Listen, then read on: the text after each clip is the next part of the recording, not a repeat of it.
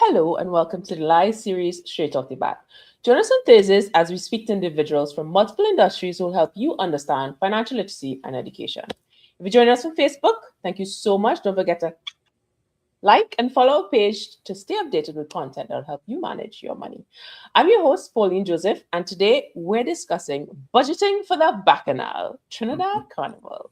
Our guest today is Christopher. He is currently the Managing Director of Diamond Insurance Services Limited and Paragon Financial Consultants Limited at Sagicor Life Insurance in Trinidad and Tobago. He's also an avid supporter of Manchester United Football Club, and that's a conversation that, it might bring down a lot of people, so we're not going to touch on that just yet.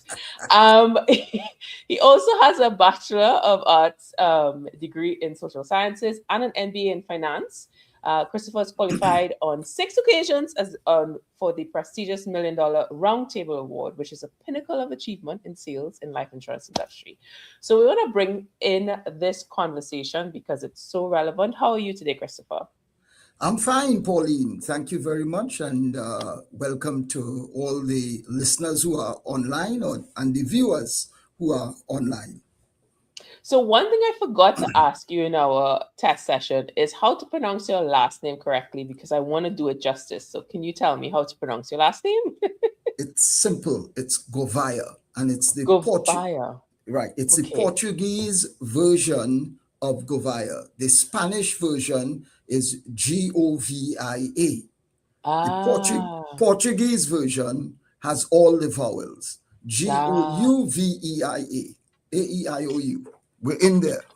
Okay. Well, thank you so much for that, Christopher Gouveia.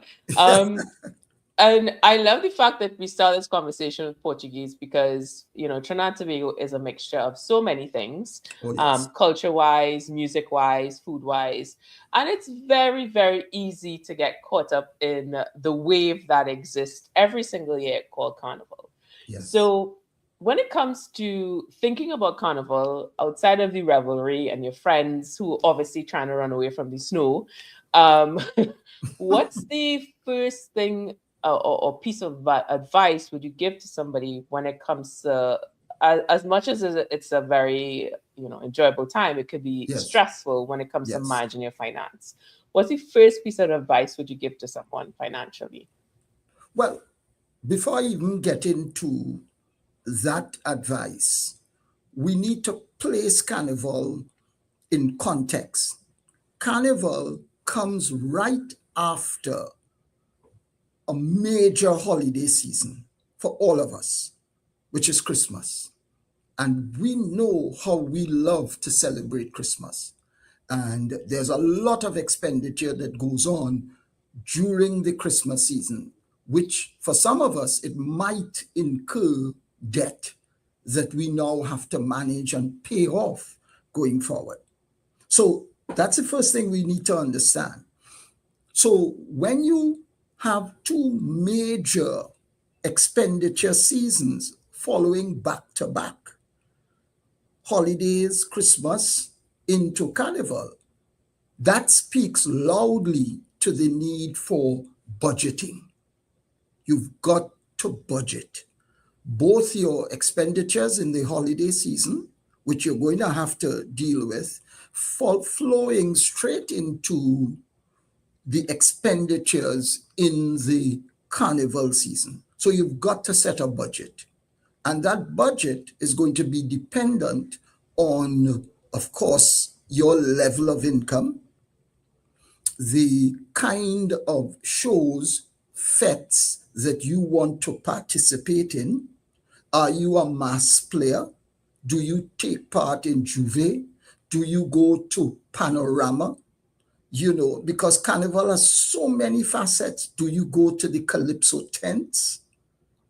So you have to sit and plan what are the most important events for you in the Carnival season.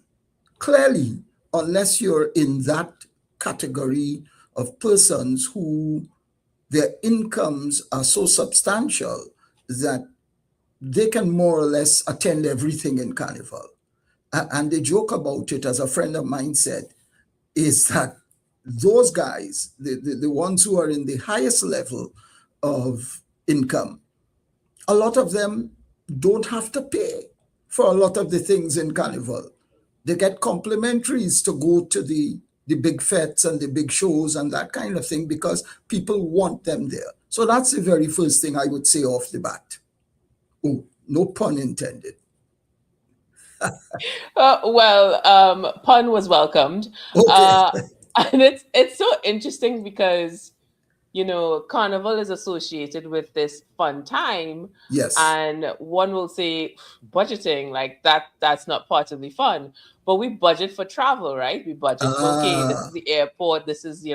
So what would you say to somebody who's like watching this and like, who wants to talk about budgeting and Carnival? What do you yeah. say to that person? Yeah, I would say to that person, the very first thing that you just said, you took the words out of my mouth. When you're going on vacation, do you budget for going on vacation? Because you've got to look at your travel and the hotel and wherever you're going to be attending, what are some of the expenditures that you, and the answer would be yes. We all budget to go on vacation. So Carnival has to fit into that same mold, because not everybody participates in Carnival. In fact, a lot of people go on vacation during Carnival. So Carnival has to fit into that mold where you have to determine going forward that you will still be able to meet all your important expenses and expenditures even after you factored in what you are going to be spending on Carnival. So you have to budget. You have to know how much am I comfortably able to spend during Carnival and still be able to manage my finances going forward, paying my rent, my mortgage, my cable, my food, my insurance policies, my bank loans, my annuities, whatever it is, makes up your financial responsibilities. You've got to make sure that you can meet those. And the best way to do that is to have an idea of how much you're going to spend during the carnival season. And I think any reasonable person, if you explain it to them like that, they will say, yes, you're right. I do need to budget because I don't want to get into financial difficulties because everybody now knows about credit scores and all that kind of stuff. And we don't want to be having bad credit scores going forward. So, can you elaborate on that with credit stores? Because I usually see it associated with in the States, it's so important, a credit store align with what you're able Yes. to take out as a loan. So Yeah. for the layman folks, the folks Yeah. who, like me, need it in simplification, what is a Yes. credit score?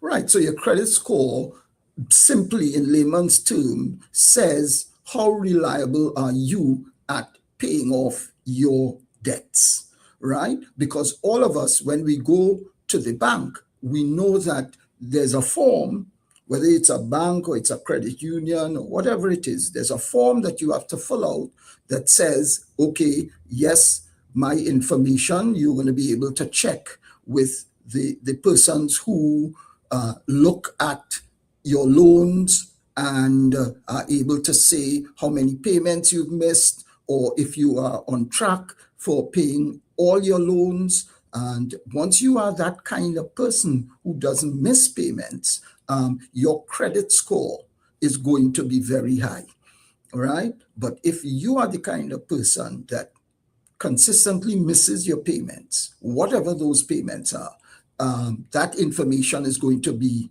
known to the agency that collects it. And you're going to have a credit score rating, which then determines whether or not that financial institution is willing to extend a loan facility to you. Such important information that we don't necessarily learn sometimes until it's too late. And Exactly. yeah, that person includes me. And that's why the show is so And important. me, I've learned and me. Exactly. I've learned so much from this show, and I also fell into the trap of, we'll figure it out later.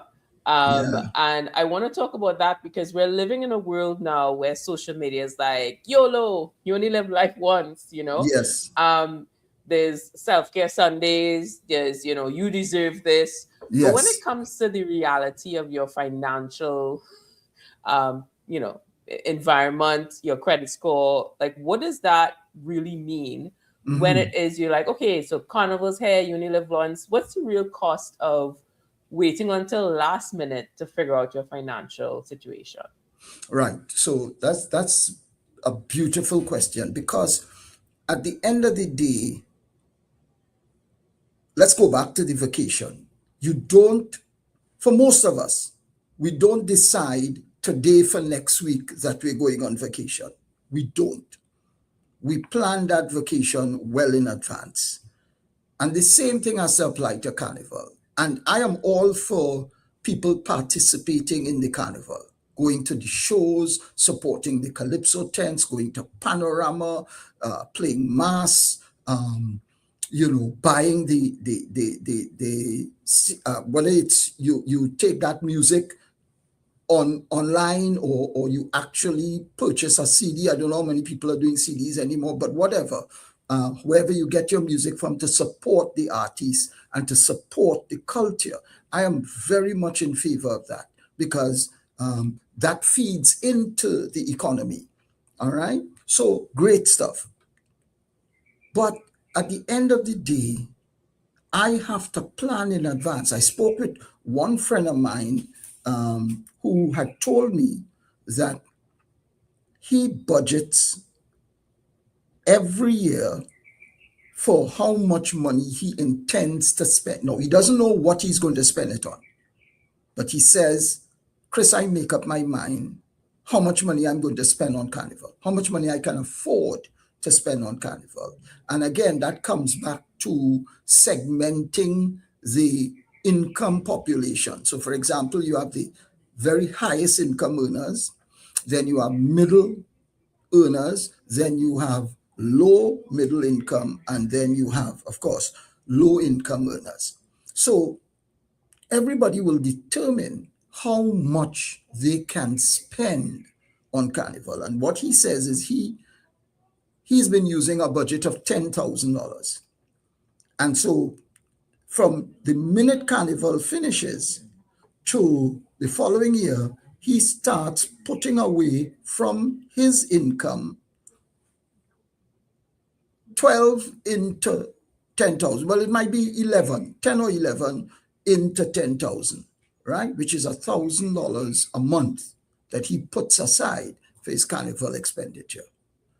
Other persons may decide that they can't afford to do that, but they will take a loan, either from a bank, a short loan, 12 months, on favorable terms that they can easily afford. And if they have a good relationship with their banker, they will be able to go in and negotiate that. They could go to the credit unions. The credit unions have special loans for Carnival. And then finally, of course, you can look at your credit card, depending on how much you have on your card. Okay, what's your limit on the card? And making sure that your card is not maxed out. All right. So everybody will approach it with a different sort of mindset. And each one of those opportunities for financing Carnival is determined by which is best for you at the end of the day. It has to be what is in your best interest. Now, let me say, if you do a rough sort of take on Carnival, you can segment it into different things. You have cooler fets, that is 300-400 plus whatever you're going to spend on your drinks. Then you have the all inclusives. and the all-inclusives are ranked according to, which ones are the most popular. So you have the big fets between $1,500 and $2,000 for a ticket. And then you have the $1,000 all-inclusives, right? Then you have panorama. Then you have mass. Average mass costume is about what? $7,000.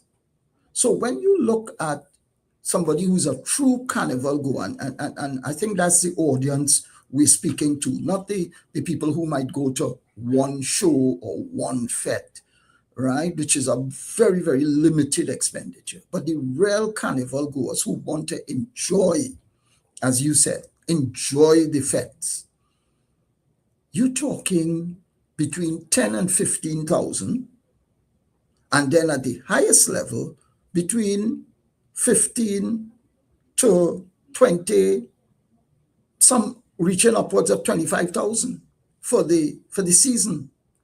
So how am I going to manage that expenditure? What is the best way for me to use my resources to pay for that without putting me in financial difficulties down the road? And I think there's so much for us to cover here, especially Yes, since we yes, have a question from YouTube and Michelle. But before we do that, we're going to go on a quick break. Before we go on that break, I want to preview Christopher for the upcoming questions, because this loan conversation on Carnival could be a little controversial. So I'm yes. not sure if Christopher's ready for what's ahead. So we have some questions to ask him right after the break. We'll be right back. Okay. Tired of feeling lost when it comes to your money? Want to make your money work more for you? Then tune in to Straight Off the Bat, brought to you by the Bankers Association of Trinidad and Tobago. Every Monday at 8:30 p.m. on TV6, right after the news.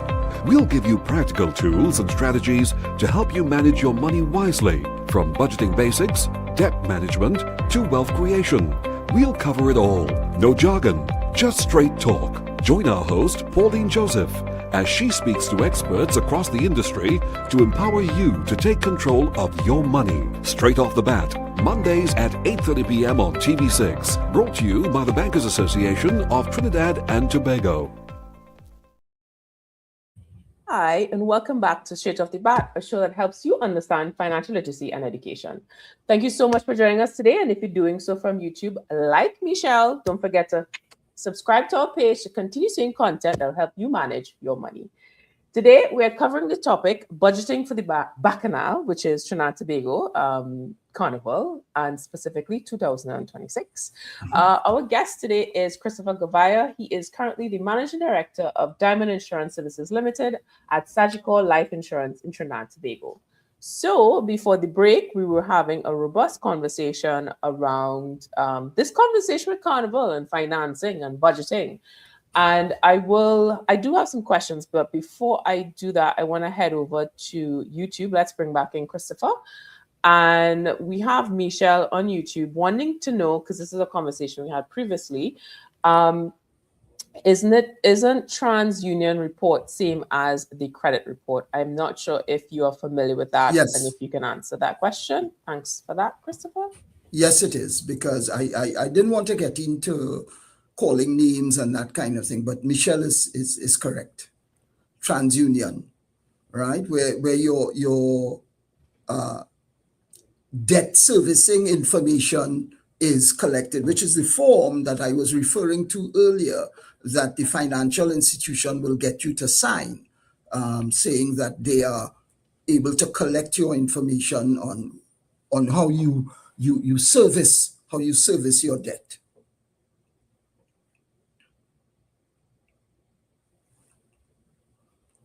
Sorry, I'm on mute there. Yes. Right.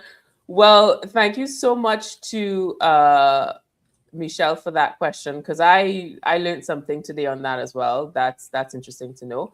So just before the break, we were discussing, loans being taken out specifically for Carnival, and it could be a very controversial conversation, especially with an upbringing. I can't speak for everybody, but for me, that was something that was, it was like, that's not something you want to be part of.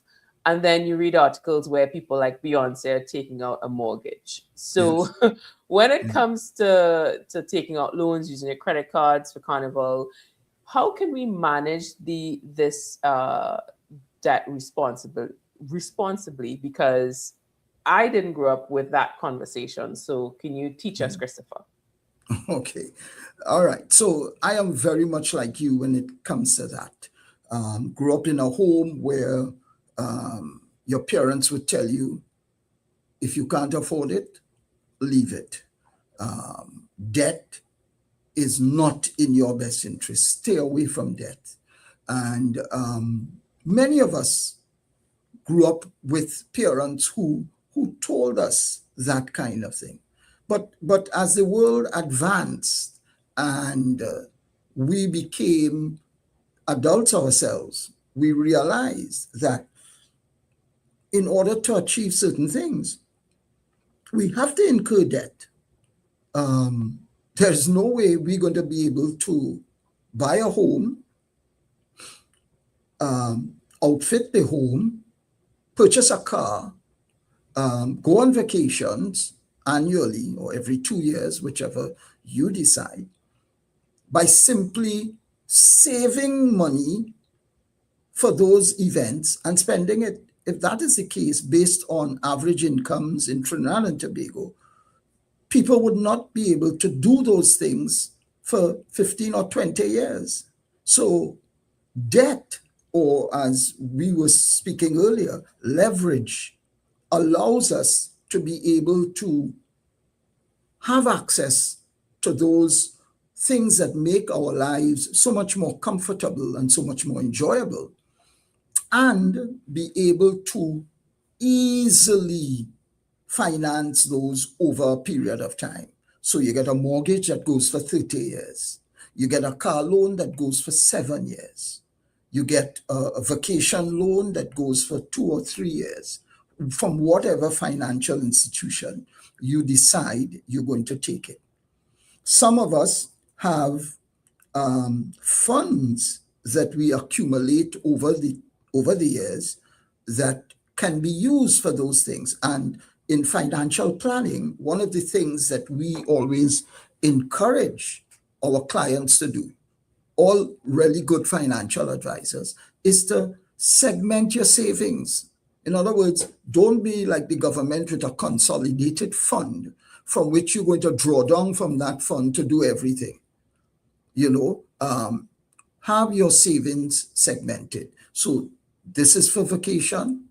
This is for the children's education. This is for the down payment on the house, and whatever else your particular needs are, because we're all different, Pauline. We all have different desires, different things that are important to us that we want to achieve. And so therefore, segmenting helps us to manage our finances in a responsible way. So debt comes in there.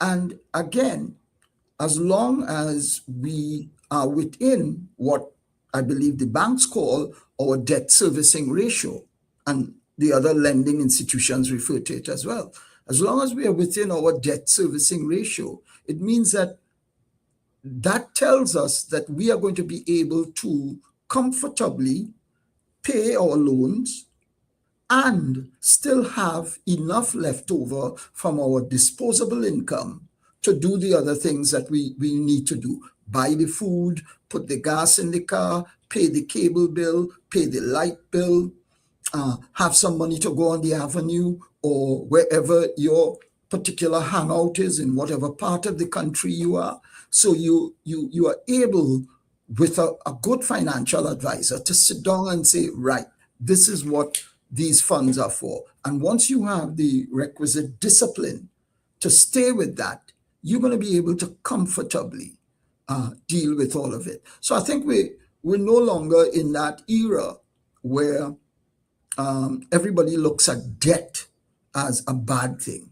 It's not, right? And in fact, even the companies do it, right? The companies don't spend all their capital or their retained earnings on buying things, they would go to a financial institution and they will borrow and they would pay out of their income, right? So that's how we all should be operating in this modern world.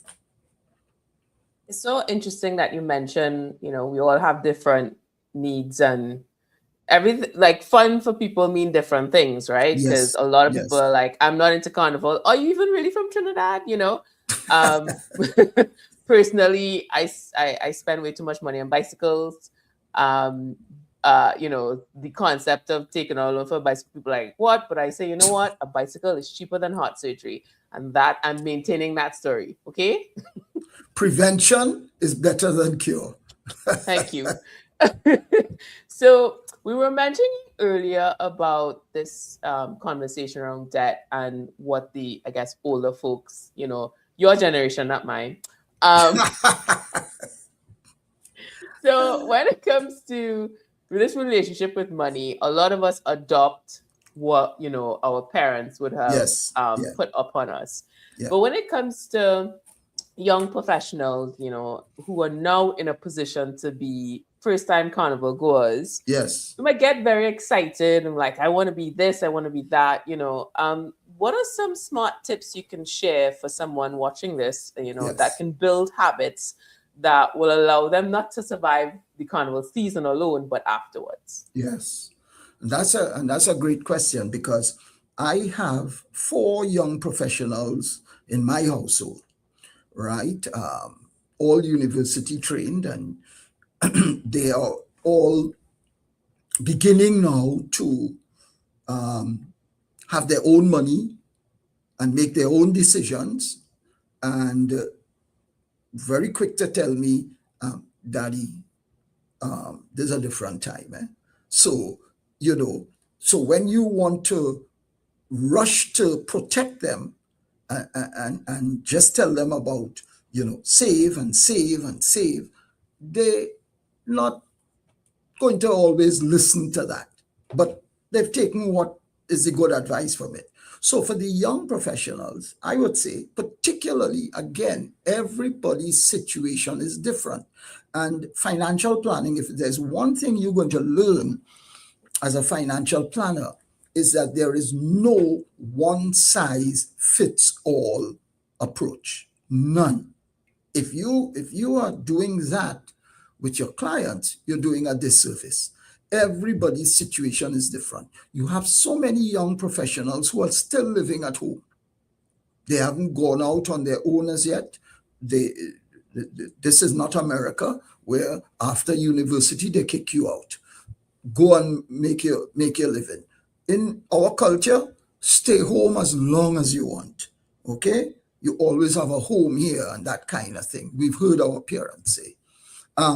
So you may be a young professional earning $15,000 a month, 15 to 20,000, paying your taxes, and with all your tax reduction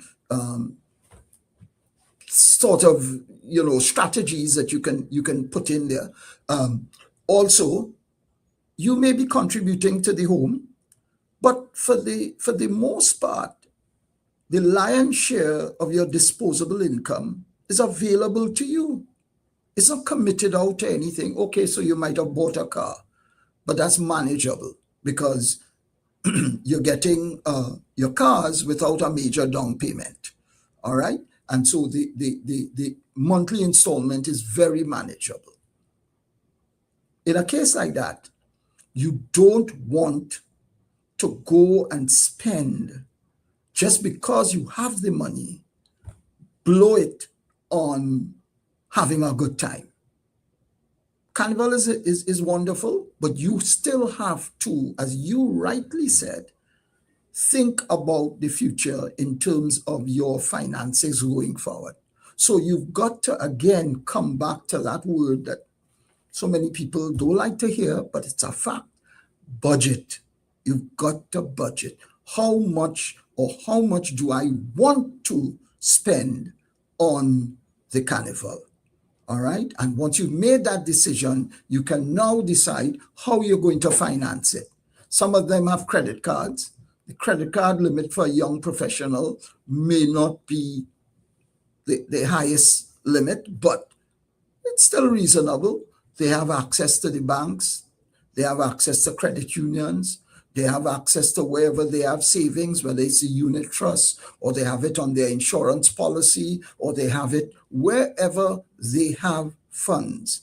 And they are able now to determine where's the best place to pull those funds from without incurring too heavy a debt penalty in terms of interest going forward. So you've got to crunch your numbers at the end of the day. You have to. Solid advice, and kudos to you for still housing them youths and them. I just jealous at this point. No, they're threatening to leave. They're threatening to leave because 2:00 in the morning you send out a call. Where are you? Dad, cool it. So you still, the old thing. You can't sleep until they come home, and so yeah, it's time to leave the nest, so I could sleep when the night comes. Sounds like a loving home. So we're gonna go on a break. But before we do, we have to make sure and let Christopher know what's coming. We're gonna have the difficult conversation around who should probably think twice before borrowing for Carnival. So we'll answer that question on the way back. So we'll be right back.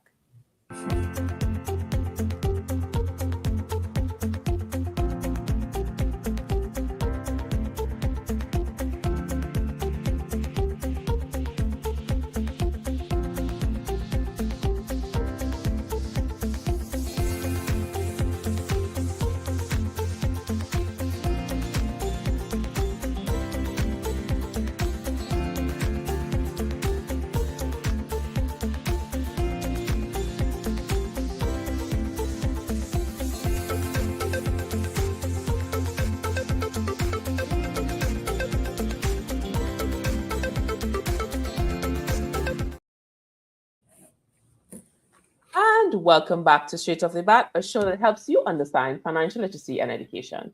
Thank you so much for joining us today. And if you're like Janice, she's joining us from LinkedIn. Thank you so much. Don't forget to subscribe to our page to continue seeing content that will help you manage your money. Today, we're covering the topic budgeting for the Bacchanal, which is Trinidad Carnival. Our guest today is Christopher Gouveia. He has a Bachelor's of Arts degree as well in social sciences and an MBA in finance. So we're going to squeeze out as much information as possible. And if you're watching this now live, don't forget you could slide into the comments across social media to ask Christopher any questions you have. We will try to answer it as soon as possible. So just before the break, we were discussing, we're going to bring back Christopher. We're discussing, what we're looking at in terms of budgeting our finances as a young person, a young professional. But some of us may not fall into the category of taking out a loan. So let's have this difficult discussion of, when does credit cards and loans, when is that not necessarily the best way forward? When should someone think twice before borrowing for Carnival? Right. So again, that's a fantastic question. And before I get into answering it, I just wanted to say something that I should have said before when we were discussing what the cost of Carnival is.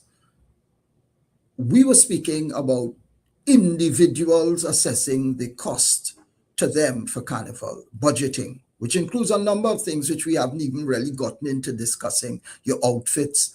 Women will not wear the same outfit to fetes, not even the same outfit they wore last year, right? And rightly so, right?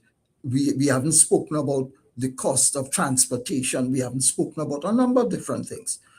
But more so, what we didn't talk about is when one of the partners in a relationship has to pay for two, whether it's the man or the woman, who's the real income earner there. You have to double the expenditure for Carnival. And in fact, I was talking to a client yesterday, and he was he was saying the very same thing. He said, everything that I spend on Carnival is by two, right? And I said, so your partner isn't working? And he said, yes, but that's my responsibility. So depending again on the nature of the relationship, some people are independent and they don't want anybody paying for them. They're going to handle their own expenditures. So let's come back now to when is it not useful to borrow to finance Carnival? Of course, the starting point is, what is your limit?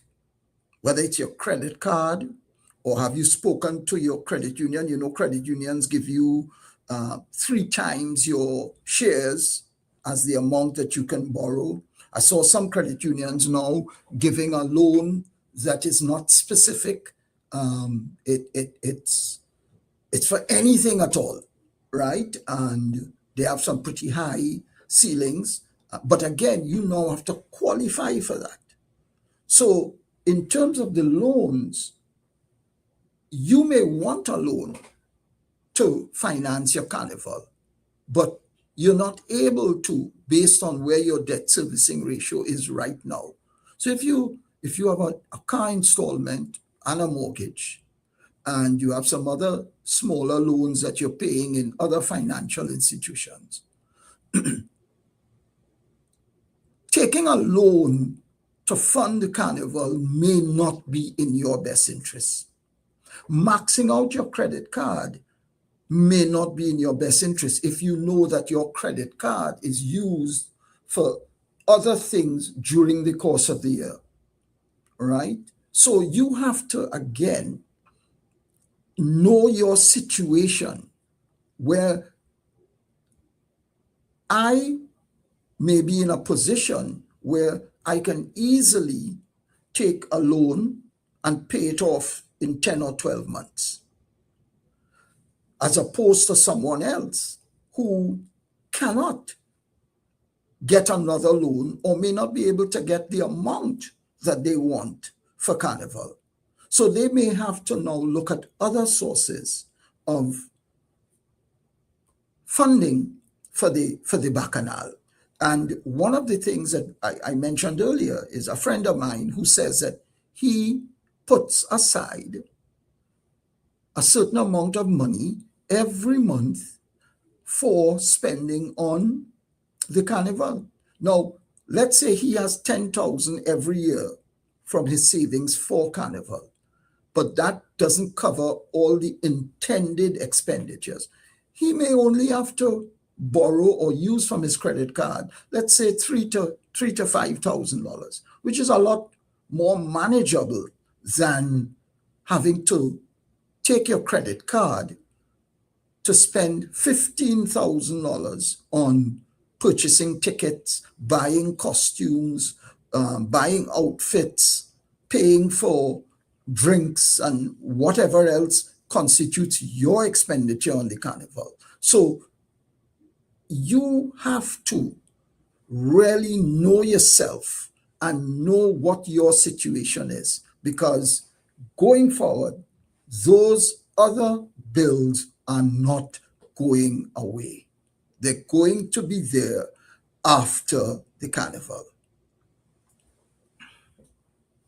Yeah, that's a truth that a lot of us need to hear, I guess, externally, because there's always this hope in our mind. Yeah, we'll eventually pay it off, but I think being honest with ourselves is so important. And speaking of being honest with ourselves, Michelle has a question from YouTube.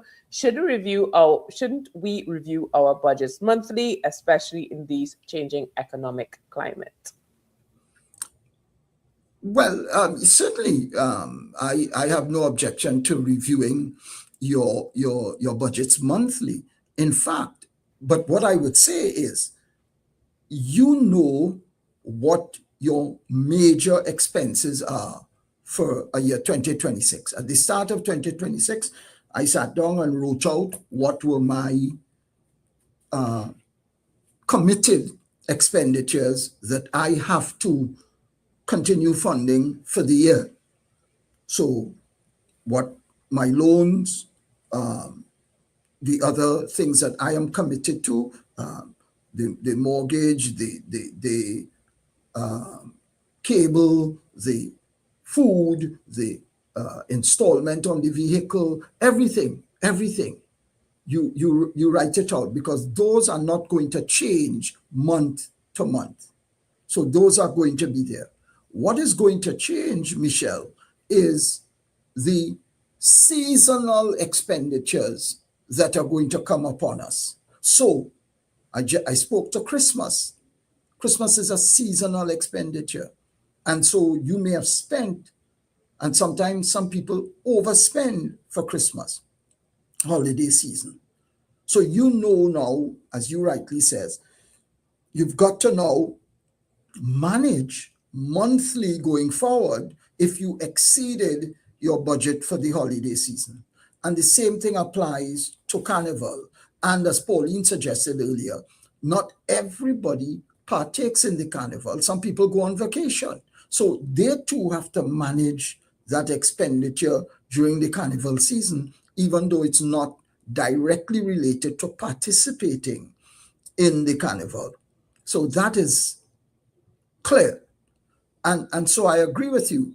Monthly analysis or assessment of your expenditures is quite useful, and would help you to stay on track, so that if you know in any particular month something came up, for example, we're in the midst of the Carnival season and you're having a great time, and your car chooses the Carnival season to give you problems, where you have to do major repairs on your vehicle. That was an unexpected expense that you are now faced with, on top of the expenditures that you've already committed to for Carnival. So now you're going to be faced with a choice. Either you're going to go through with your Carnival expenditures and try to fund this new expense that you have with your vehicle by taking a loan, maybe using your credit card, pulling from savings that you have somewhere, to now manage this unexpected expense which has come upon you while you are in the midst of enjoying the revelry in Carnival. So agreed, monthly, but you ought to have a long-term and annual look perspective on your expenditures so that you can budget appropriately.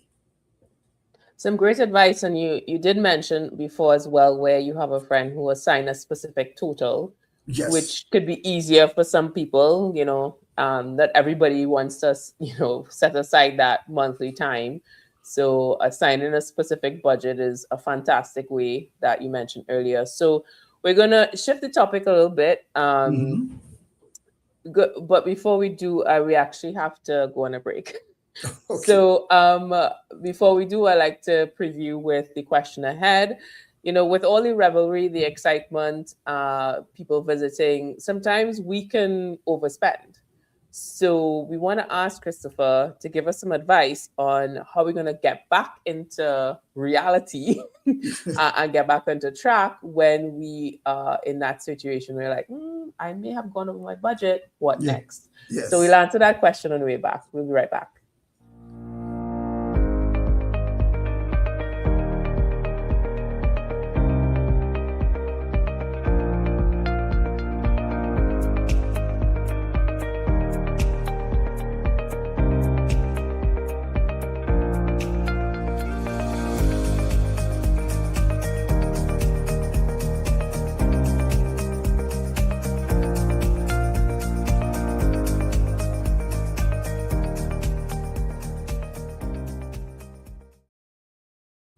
Welcome back to Straight Off the Bat, a show that helps you understand financial literacy and education. Thank you so much for joining us today. And if you're doing so from Facebook, don't forget to subscribe to our page to continue seeing content that will help you manage your money. Today, we are covering the topic budgeting for the Bacchanal Trinidad Carnival. Specifically, we're in 2026. It's so interesting and weird to say that. But yes, we're in 2026. And our guest today is Christopher Gouveia. He is currently the Managing Director of Diamond Insurance Services Limited at Sagicor Life Insurance Trinidad and Tobago. So we're going to welcome him back in. We've been having such a great conversation around a timely topic, which is money and carnival. You know, one kind of goes with the other. Yes. So when it comes to this conversation, we've spoken about budgeting, we've spoken about, you know, choosing where we're going to go, the fets we're going to go. But the reality is we are human and things happen. You Yes. make plans and then, you know, somewhere along the way, you found yourself in a fete that you said you would never go to again, but your friend was like, we have to go to it. Yeah. So when it comes to managing carnival, overspending can be part of that journey. So Yes. give us some insight on a solid recovery strategy to get back on track, you know, if we fall into this overspending case. Yes. And again, another fantastic question and a reality, because with all the best intentions in the world, we may say our budget for Carnival is $15,000, $10,000 to $15,000. And I'm speaking here to the real Carnival goer. Somebody may be looking at this and say, well, this man crazy, or who's spending $15,000 on Carnival? There are many people who do. Okay, and that's the reality. If you add up all the fetes and the shows and the outfits and the masks and the panorama, and $15,000, between $10,000 and $15,000 easily. So with all the good intentions in the world, we are social animals. We have a crew, we have a crowd that we move with, and I may not have planned to go to a particular big show, but everybody is going and they put pressure on me to attend. Come now, man, you will enjoy yourself. And you decide, look, you only live once, you know, let me go. And so that takes you there over your budget. Sometimes going over budget may not be a major issue because you may have the funds available to cover that additional expense. However, the problem comes up when you don't have those funds and you have to access it from somewhere, which means that you need to get financing for that extra expenditure that you're going to incur, whether it's going to be from your credit card, which most likely will be where you're going to take it from. You're not going to go and get a loan for $5,000 in the heat of the carnival, all right? So you're going to probably take it from your credit card. Okay, so now going forward, you have a choice. Oh, by the way, let me say something. I saw something interesting where the banks are saying that if you're going to be using your credit card for carnival expenditure, instead of having to pay it off in 1 month so that you don't incur interest going forward by simply just paying your minimum balance, they can spread it over a 3-month period. You have to select that. You have to actually select that. I don't know the actual process because I haven't done it, but the bank's offering it. So it means that you have to go in and say, well, listen, I intend to use my credit card to spend, let's call a figure, $10,000 over the carnival season, and they will give you 3 months to pay that off without the additional interest attached to that. So that's an option. I just said I would stick that in because I saw it while reading up on some other stuff. Right, so now if you are over budget, you now have to rein in your expenditures. Obviously, you cannot rein in your mortgage or your rent or your car installment or your cable or your electricity. The standard expenses cannot be reined in. That's where we go back to the whole issue about your credit score and all that kind of thing. You have to keep paying those. So to recover, you now have to go to the discretionary expenses. So every Friday, I'm on the avenue spending $500. Okay, I can't do that. At least not for going forward. Maybe the next 2 or 3 months, I'm not going to be able to go every Friday. I might go 1 or 2 Fridays for the month. So the discretionary expenses, I normally buy food when I go to work during the week, and that costs me an average of $50 a day buying food. That 5 days a week, that's $250. By 4 weeks, that's $1,000 for the month. I'm going to cook and carry food for next month. So these are different approaches to how we can rein back when we have overspent, what we need to do to adjust. And the adjustment is going to take place in the discretionary expenditures. And that would be my advice to a client of mine if he or she came to me and said, listen, I think I spent too much on Carnival. What would you suggest to me going forward? We'll take a look at everything that he or she spends money on, and then we'll identify the discretionary expenditures where we can cut back. Solid advice, Christopher. Thank you so much. So we're coming down, we're almost to a close, and I want to reference, yes, I know, there's so much to cover here. Yeah. But we need to reference something that I found online when it comes to, in Trinidad and Tobago, what people are searching for on Google. And savings is one of the biggest thing that people have searched for. And when it comes to Carnival, you know, we joke and say you start for Carnival when the day, like Carnival Tuesdays, when you're preparing for Carnival next year, right? Correct. And we've seen it with band launches getting earlier and earlier.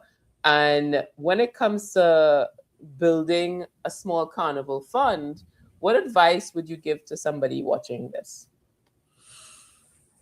Well, let me... Oh, by the way, I understand that Carnival next year is the first week of February. What? Yes, you could check it. You could check it, but I was told that Christmas no longer exists. Exactly. Paul, you took the words out of my mouth. That is exactly what I said. I said, well, so much for Christmas 2026. You know, they're going to override Christmas. So the Bacchanal will start in November, December, January. So I have to confirm that too.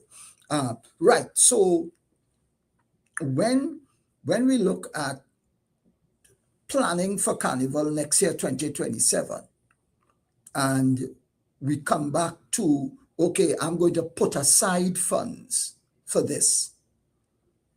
We're talking disposable income here. Discretionary expenditures, the monies that I spend month to month. And recently I told a client of mine who was having struggles with his monthly expenditures. I told him, write down for me. And I told him to start in the second week of January and go all the way through February. Every single day, write down what you spend your money on. Every single thing. Write it down, because the mind is such that we are not going to remember in the end of February what we spent money on in the final week of January. We're not going to remember that. That's impossible, right? So I told him, write it down every day. Keep a track of it. And we're going to look at what you are spending your money on. How much money you're spending on doubles. How often do you eat doubles? Is it 5 days a week? Do you eat doubles only on the weekend? That kind of thing. Where do you eat for lunch? Are you going in the most expensive places to get lunch? Can't you take breakfast or lunch to work or whatever it is? So these are the things that are going to inform how much money you can put aside on a monthly basis to be able to save for Carnival next year, right? And as I told you, my friend says that he can afford to put anywhere between $900 to $1,000 every month into a savings account for Carnival. And that's not going to impact his lifestyle for that month. He has the ability to do that, right? Now, as I alluded earlier when I was answering Michelle's question, I said, but there are times when unexpected expenditures will show up. And when that happens, again, that's where, as Michelle was saying, the monthly adjustment has to come in for the budget. So that would be my advice. Look at your situation, determine how much you can comfortably put aside that is not going to impact your lifestyle in a major way, and start saving. Start saving. So we have exactly 2 minutes. So you have to answer this question real quickly. So there's a general consensus, it's like, why are you spending this money? This doesn't make any sense. And it just doesn't apply to Carnival. It's anything that somebody may not understand. Yes. What advice would you give to that person who may feel guilty, although they're in a financial position to enjoy themselves? What advice would you give to that person if they feel some type of way to spend money on themselves? I would tell them, continue to spend money on yourself, as long as it is not something that is going to hurt you or something that is going to affect you negatively. This is your life. This is your life. I unabashedly spend money on Manchester United. I don't care. People could say what they want. I love the club. I spend my money. I enjoy my Manchester United jerseys and whatever else I get from them, shows and everything. You enjoy Carnival. You can reasonably and comfortably, and as an adult, determine that this is my money. I experience great enjoyment from the Carnival. And so I want to spend money on it. Go ahead. Go ahead. Don't let anybody make you feel guilty telling you that's a waste of time. What do you have for show for it at the end of the day? You have your financial and mental stability and your health, your mental health, because you've relieved the stress that we are all living in a very stressful environment. So I would say, Pauline, go ahead and spend your money on your bikes and enjoying your bike rides. Thank you so much. And as a former Chelsea supporter, I may judge you a little bit, but at the same time, that's not gonna take away quality advice. I noted you said former, and that's good. Yeah. Good pickup. So thank you so much, Christopher Gouveia, for joining us today and sharing insight into budgeting for Bacchanal, budgeting for the Bacchanal, that is Trinidad Carnival. And I must confirm, yes, Carnival 2027 is going to be much earlier. So you may want to save this video and replay it somewhere around August, September, or maybe like July, August, because you're going to need to start prepping for that budgeting and making sure you have your savings. So don't forget to sign up to be notified for our next live show via the link in the comments somewhere, depending on where you're watching this. As always, be sure to like and follow pages across social media so you don't miss a single live show. And thanks again for joining us at the start of 2026. Looking forward to seeing you again. Goodbye.